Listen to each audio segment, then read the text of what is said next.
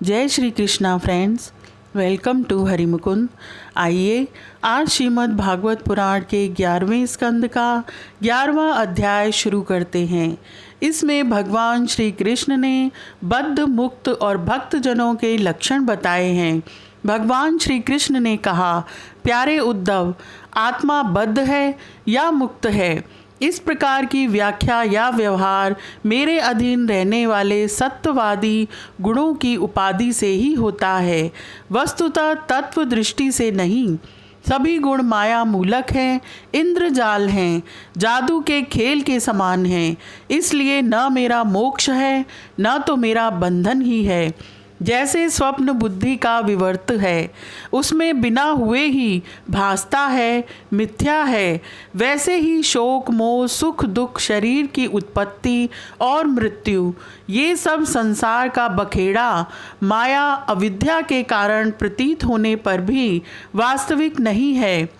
शरीरधारियों को मुक्ति का अनुभव कराने वाली आत्मविद्या और बंधन का अनुभव कराने वाली अविद्या, ये दोनों ही मेरे अनादि शक्तियाँ हैं। मेरी माया से ही इनकी रचना हुई है, इनका कोई वास्तविक अस्तित्व नहीं है। तुम तो स्वयं बड़े बुद्धिमान हो, विचार करो। जीव तो एक ही है, वह व्यवहार के लिए ही मेरे अंश के रूप में कल्पित हुआ है, वस्तुतः मेरा स्वरूप ही है। आत्मज्ञान से संपन्न होने पर उसे मुक्त कहते हैं और आत्मा का ज्ञान ना होने से बद्ध, और यह अज्ञान अनादि होने से बंधन भी अनादि कहलाता है। इस प्रकार मुझ एक ही धर्मी में रहने पर भी जो शोक और आनंद रूप विरुद्ध धर्म वाले जान पड़ते हैं, उन बद्ध और मुक्त जीव का भेद मैं बतलाता हूँ। वह भेद दो प्रकार का है, एक तो नित्य मुक्त ईश्वर से जीव का भेद और दूसरा मुक्त बद्ध जीव का भेद। पहला सुनो। जीव और ईश्वर बद्ध और मुक्त के भेद से भिन्न भिन्न होने पर भी एक ही शरीर में नियंता और नियंत्रित के रूप से स्थित हैं। ऐसा समझो कि शरीर एक वृक्ष है, इसमें हृदय का घोंसला बनाकर जीव और ईश्वर नाम के दो पक्षी रहते हैं।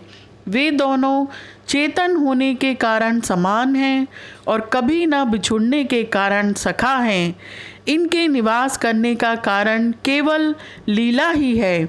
इतनी समानता होने पर भी जीव तो शरीर रूप वृक्ष के फल, सुख, दुख आदि भोगता है, परंतु ईश्वर उन्हें न भोगकर कर्म फल, सुख, दुख आदि से असंग और उनका साक्षी मात्र रहता है। अभोक्ता होने पर भी ईश्वर की यह विलक्षणता है कि वह ज्ञान, ऐश्वर्य, आनंद और सामर्थ्य आदि में भोक्ता जीव से बढ़कर है। साथ ही एक यह भी विलक्षणता है कि अभोक्ता ईश्वर तो अपने वास्तविक स्वरूप और इसके अतिरिक्त जगत को भी जानता है, परंतु भोक्ता जीव न अपने वास्तविक रूप को जानता है और न अपने से अतिरिक्त को। इन दोनों में जीव तो अविद्या से युक्त होने के कारण नित्य बद्ध है और ईश्वर विद्या स्वरूप होने के कारण नित्य मुक्त है। ज्ञान संपन्न मनुष्य भी मुक्त ही है। जैसे स्वप्न टूट जाने पर जगा हुआ मनुष्य स्वप्न के स्मर्यमाण शरीर से कोई संबंध नहीं रखता, वैसे ही ज्ञानी मनुष्य सूक्ष्म और स्थूल शरीर में रहने पर भी उनसे किसी प्रकार का संबंध नहीं रखता, परंतु अज्ञानी मनुष्य वास्तव में शरीर से कोई संबंध न रखने पर भी अज्ञान के कारण शरीर में ही स्थित रहता है। जैसे स्वप्न देखने वाला मनुष्य स्वप्न देखते समय स्वाप्निक शरीर में बंध जाता है। व्यवहार आदि में इंद्रियां शब्द, स्पर्श आदि विषयों को ग्रहण करती हैं, क्योंकि यह तो नियम ही है कि गुण ही गुण को ग्रहण करते हैं, आत्मा नहीं। इसलिए जिसने अपने निर्विकार आत्मस्वरूप को समझ लिया है, वह उन विषयों के ग्रहण त्याग में किसी प्रकार का अभिमान नहीं करता। यह शरीर प्रारब्ध के अधीन है। इससे शारीरिक और मानसिक जितने भी कर्म होते हैं सब गुणों की प्रेरणा से ही होते हैं। अज्ञानी मनुष्य झूठ मूठ अपने को उन ग्रहण त्याग आदि कर्मों का कर्ता मान बैठता है और इसी अभिमान के कारण वह बंध जाता है। पूर्वोक्त पद्धति से विचार करके विवेकी मनुष्य समस्त विषयों से विरक्त रहता है और सोने बैठने, घूमने फिरने, नहाने, देखने, छूने, सूंघने, खाने और सुनने आदि क्रियाओं में अपने को कर्ता नहीं मानता, बल्कि गुणों को ही कर्ता मानता है। गुण ही सभी कर्मों के कर्ता भोक्ता हैं। ऐसा जानकर विद्वान मनुष्य कर्म वासना और फलों से नहीं बंधते। वे प्रकृति में रहकर भी वैसे ही असंग रहते हैं जैसे स्पर्श आदि से आकाश, जल की आर्द्रता आदि से सूर्य और गंध आदि से वायु। उनकी विमल बुद्धि की तलवार असंग भावना की सान से और भी तीखी हो जाती है और वे उससे अपने सारे संशय संदेहों को काट कूट कर फेंक देते हैं। जैसे कोई स्वप्न से जाग उठा हो, उसी प्रकार वे इस भेद बुद्धि के भ्रम से मुक्त हो जाते हैं। जिनके प्राण, इंद्रिय, मन और बुद्धि की समस्त चेष्टाएं बिना संकल्प के होती हैं, वे देह में स्थित रहकर भी उसके गुणों से मुक्त हैं। उन तत्वज्ञ मुक्त मनुष्यों के शरीर को चाहे हिंसक लोग पीड़ा पहुँचाएं और चाहे कभी कोई दैव योग से पूजा करने लगे, वे न तो किसी के सताने से दुखी होते हैं और न पूजा करने से सुखी। जो समदर्शी महात्मा गुण और दोष की भेद दृष्टि से ऊपर उठ गए हैं, वे न तो अच्छे काम करने वाले की स्तुति करते हैं और न बुरे काम करने वाले की निंदा। न वे किसी की अच्छी बात सुनकर उसकी सराहना करते हैं और न बुरी बात सुनकर किसी को झिड़कते ही हैं। जीवन मुक्त मनुष्य न तो कुछ भला या बुरा काम करते हैं, न कुछ भला या बुरा कहते हैं और ना सोचते ही हैं। वे व्यवहार में अपनी समान वृत्ति रखकर आत्म आनंद में ही मग्न रहते हैं और जड़ के समान मानो कोई मूर्ख हो, इस प्रकार विचरण करते रहते हैं।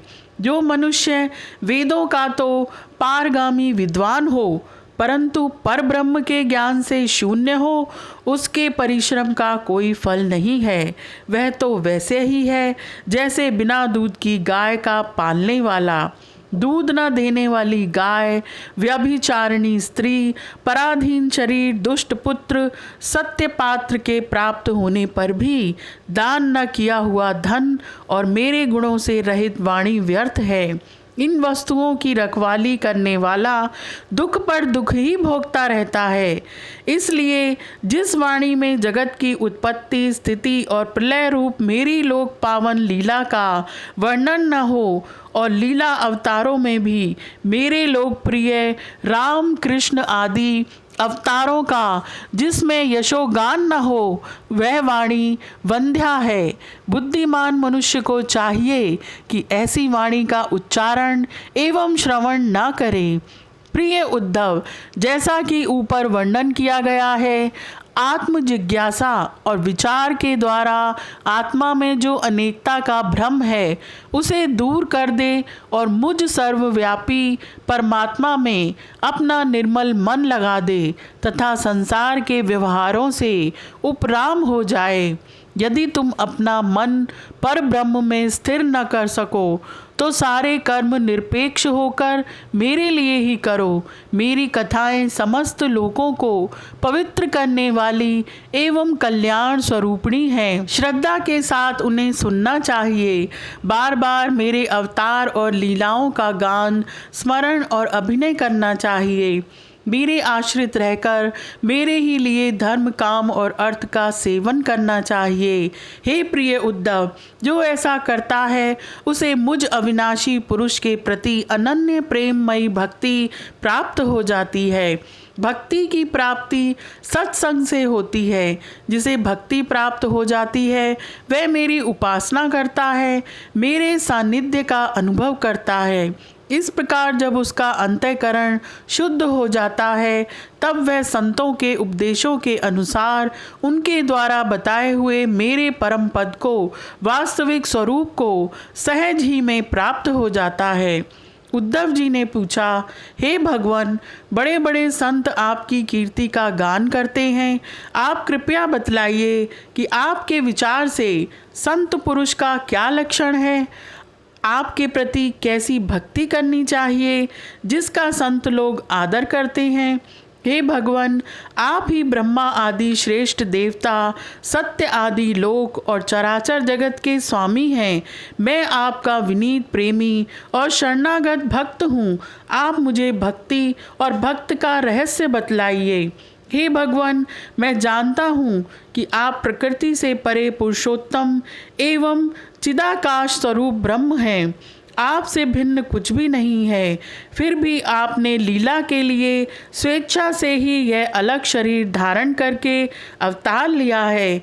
इसलिए वास्तव में आप ही भक्ति और भक्त का रहस्य बतला सकते हैं। तब भगवान श्री कृष्ण ने कहा, मेरा भक्त कृपा की मूर्ति होता है। वह किसी भी प्राणी से वैर भाव नहीं रखता और घोर से घोर दुख भी प्रसन्नता पूर्वक सहता है। उसके जीवन का सार है सत्य और उसके मन में किसी प्रकार की पाप वासना कभी नहीं आती। वह समदर्शी और सबका भला करने वाला होता है। उसकी बुद्धि कामनाओं से कलुषित नहीं होती। वह संयमी, मधुर स्वभाव और पवित्र होता है। संग्रह परिग्रह से सर्वथा दूर रहता है। किसी भी वस्तु के लिए वह कोई चेष्टा नहीं करता। परिमित भोजन करता है और शांत रहता है। उसकी बुद्धि स्थिर होती है। उसे केवल मेरा ही भरोसा होता है और वह आत्म तत्व के चिंतन में सदा संलग्न रहता है। वह प्रमाद रहित, गंभीर स्वभाव और धैर्यवान होता है। भूख, प्यास, शोक, मोह और जन्म मृत्यु ये छहों उसके वश में रहते हैं। वह स्वयं तो कभी किसी से किसी प्रकार का सम्मान नहीं चाहता, परंतु दूसरों का सम्मान करता रहता है। मेरे संबंध की बातें दूसरों को समझाने में बड़ा निपुण होता है और सभी के साथ मित्रता का व्यवहार करता है। उसके हृदय में करुणा भरी होती है। मेरे तत्व का उसे यथार्थ ज्ञान होता है। मैंने वेदों और शास्त्रों के रूप में मनुष्यों के धर्म का उपदेश किया है। उनके पालन से अंतःकरण शुद्धि आदि गुण और उल्लंघन से नरक आदि दुख प्राप्त होते हैं। परंतु मेरा जो भक्त उन्हें भी अपने ध्यान आदि में विक्षेप समझकर त्याग देता है और केवल मेरे ही भजन में लगा रहता है, वह परम संत है। मैं कौन हूँ, कितना बड़ा हूँ, कैसा हूँ, इन बातों को जाने चाहे ना जाने, किंतु जो अनन्य भाव से मेरा भजन करते हैं वे मेरे विचार से मेरे परम भक्त हैं। मेरी मूर्ति और मेरे भक्तजनों का दर्शन, स्पर्श, पूजा, सेवा, शुश्रूषा, स्तुति और प्रणाम करे तथा मेरे गुण और कर्मों का कीर्तन करे। मेरी कथा सुनने में श्रद्धा रखे और निरंतर मेरा ध्यान करता रहे। जो कुछ मिले वह मुझे समर्पित कर दे और दास्य भाव से मुझे आत्मनिवेदन करे। मेरे दिव्य जन्म और कर्मों की चर्चा करे। जन्माष्टमी, रामनवमी आदि पर्वों पर आनंद मनाए और संगीत, नृत्य, बाजे और समाजों द्वारा मेरे मंदिरों में उत्सव करे और कराए। वार्षिक त्योहारों के दिन मेरे स्थानों की यात्रा करे, जुलूस निकाले तथा विविध उपहारों से मेरी पूजा करे। वैदिक अथवा तांत्रिक पद्धति से दीक्षा ग्रहण करे। मेरे व्रतों का पालन करे। मंदिरों में मेरी मूर्तियों की स्थापना में श्रद्धा रखे। यदि यह काम अकेला न कर सके तो औरों के साथ मिलकर उद्योग करे। मेरे लिए पुष्प वाटिका, बगीचे, क्रीड़ा के स्थान, नगर और मंदिर बनवाए। सेवक की भांति श्रद्धा भक्ति के साथ निष्कपट भाव से मेरे मंदिरों की सेवा शुश्रूषा करे, झाड़े बुहारे लीपे पोते छिड़काव करे और तरह तरह के चौक पूरे, अभिमान न करे, दंभ न करे, साथ ही अपने शुभ कर्मों का ढिंडोरा भी न पीटे। हे प्रिय उद्धव, मेरे चढ़ावे की अपने काम में लगाने की बात तो दूर रही, मुझे समर्पित दीपक के प्रकाश से भी अपना काम न ले। किसी दूसरे देवता की चढ़ाई हुई वस्तु मुझे न चढ़ाए। संसार में जो वस्तु अपने को सबसे प्रिय सबसे अभीष्ट जान पड़े वह मुझे समर्पित कर दे। ऐसा करने से वह वस्तु अनंत फल देने वाली हो जाती है। हे भद्र, सूर्य अग्नि ब्राह्मण गौ वैष्णव आकाश वायु जल पृथ्वी आत्मा और समस्त प्राणी ये सब मेरी पूजा के स्थान हैं। ऋग्वेद यजुर्वेद और सामवेद के मंत्रों द्वारा सूर्य में मेरी पूजा करनी चाहिए, हवन के द्वारा अग्नि में, आतिथ्य द्वारा श्रेष्ठ ब्राह्मण में और हरी हरी घास आदि के द्वारा गौ में मेरी पूजा करें।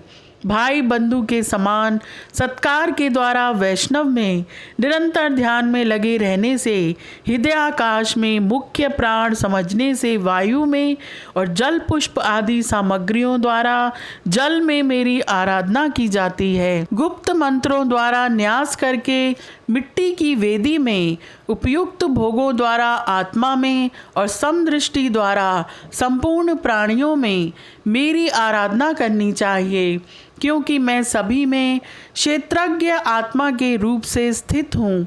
इन सभी स्थानों में शंख चक्र गदा पद्म धारण किए 4 भुजाओं वाले शांत मूर्ति श्री भगवान विराजमान हैं। ऐसा ध्यान करते हुए एकाग्रता के साथ मेरी पूजा करनी चाहिए। इस प्रकार जो मनुष्य एकाग्र चित्त से यज्ञ याग आदि इष्ट और कुआं बावली बनवाना आदि पूर्त कर्मों के द्वारा मेरी पूजा करता है, उसे मेरी श्रेष्ठ भक्ति प्राप्त होती है तथा संत पुरुषों की सेवा करने से मेरे स्वरूप का ज्ञान भी हो जाता है। मेरा ऐसा निश्चय है कि सत्संग और भक्ति योग इन 2 साधनों का एक साथ ही अनुष्ठान करते रहना चाहिए। प्रायः इन दोनों के अतिरिक्त संसार सागर से पार होने का और कोई उपाय नहीं है, क्योंकि संत पुरुष मुझे अपना आश्रय मानते हैं और मैं सदा सर्वदा उनके पास बना रहता हूँ। अब मैं तुम्हें एक अत्यंत गोपनीय परम रहस्य की बात बतलाऊंगा, क्योंकि तुम मेरे प्रिय सेवक हितैषी प्रिय और प्रेमी सखा हो, साथ ही सुनने के भी इच्छुक हो। यह अध्याय यहीं समाप्त होता है। आज के लिए इतना ही। Please like share and subscribe my channel. Thank you.